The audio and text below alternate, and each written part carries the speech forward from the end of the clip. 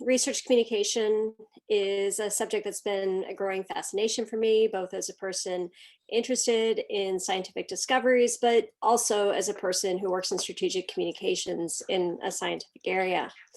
At the KU Lifespan Institute, our mission is to study problems that directly affect the health and well-being of individuals and communities in Kansas, as well as across the nation and the world.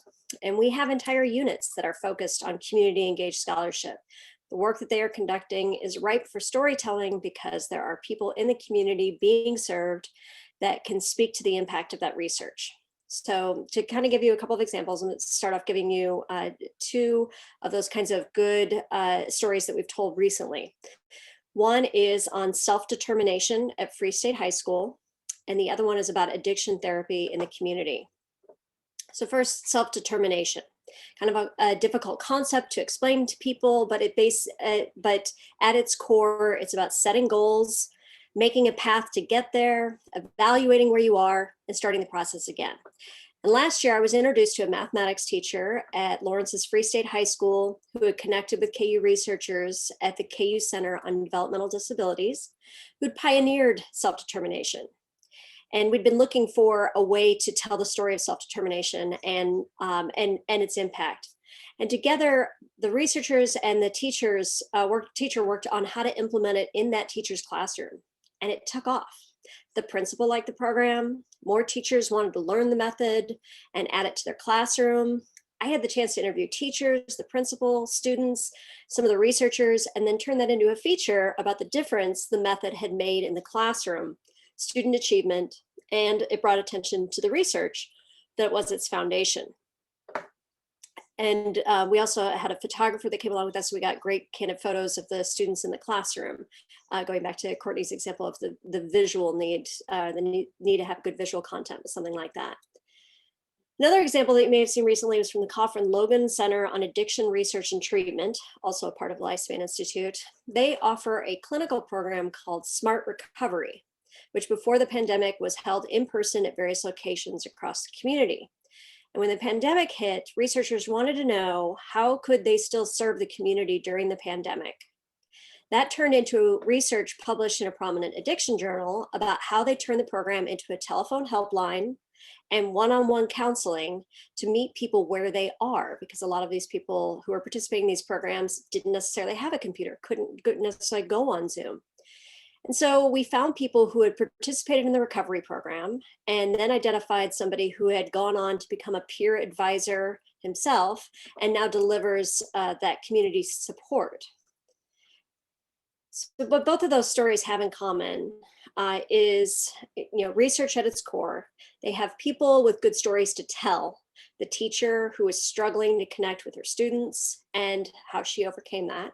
The recovering alcoholic who got the tools to not only turn his own life around, but those of others around him. And I bring up both of those examples because they really kind of hit all of the points that I need to do in the communications role that I have with Lifespan. So a little bit on the as we've all been mentioning, the why and the how and the what. Why should we tell these kinds of stories? They connect the public with research in a visceral way. It makes it so that research isn't something that happens on the hill in isolation. It has an impact on real people. How can researchers get better at sharing these stories and promoting them? One of the things I always recommend is connect with the communications professionals around you. To get to the impact of that research. If you are at a level where you are not necessarily the person interfacing with community members who are getting those services, maybe there's a graduate student or another community member who's helping deliver the project, somebody who's more in the trenches who might be able to identify someone who could tell you one of those kinds of stories, like the teacher or like the recovering alcoholic that I found. What makes a good story? Concrete sensory details, process, conflict, challenge, all the components that make any story compelling. What's the so what? What can't you wait to tell someone? What's the beginning and the background, and the middle and the end? When possible, try to find a variety of platforms to tell your story: photography, strong writing, video. Even a couple of slides put together on social media can make the story stick with someone, or click a link to learn more about it.